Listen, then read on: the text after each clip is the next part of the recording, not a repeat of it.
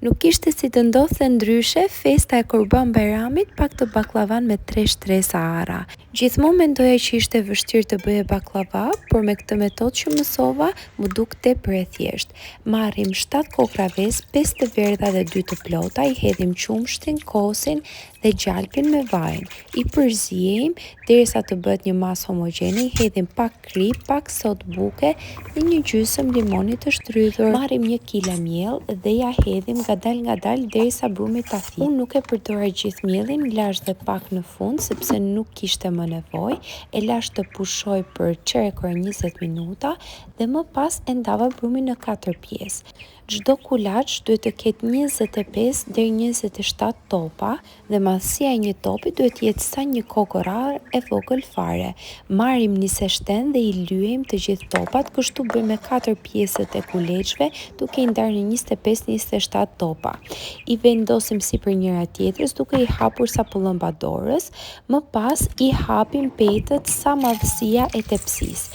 Bëjmë gati arrat, unë kam përdorur arra dhe lajthi dhe arr kokosi për t'i dhënë më shumë shije. Si fillim lyejm tepsin me gjalp dhe më pas vendosim shtresën e parë duke i vendosur pak gjalp arra, shtresën e dytë gjalp dhe arra, shtresën e tretë përsëri pak gjalp dhe arra dhe si përfundim do shtojmë petën e fundit dhe më pas do e presim. Unë vendosa ta pres thjesht në formë katrore dhe mendoj që kështu dalin më shumë pjesë, kështu që mund të kem qerasje për gjithë njerëzit që do vinë.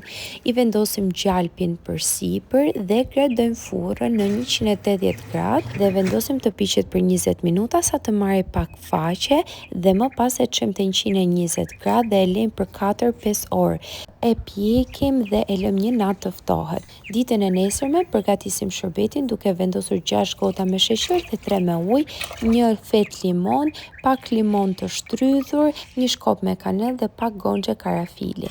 E përziejm dhe e lëm për çerekor 20 minuta derisa të marrë val dhe të jetë trashur, më pas ja hedhim shërbetin i nxehtë ballavaja e ftohtë, e mbulojmë me qeshe të celefoni, letër varak përsipër, i vendosim dhe një mbulesë dhe e lëm për rreth 2 ditë që ballavaja të na e thithë shërbetin dhe të zbutet. Ju uroj të gjithëve gëzuar Bayramin!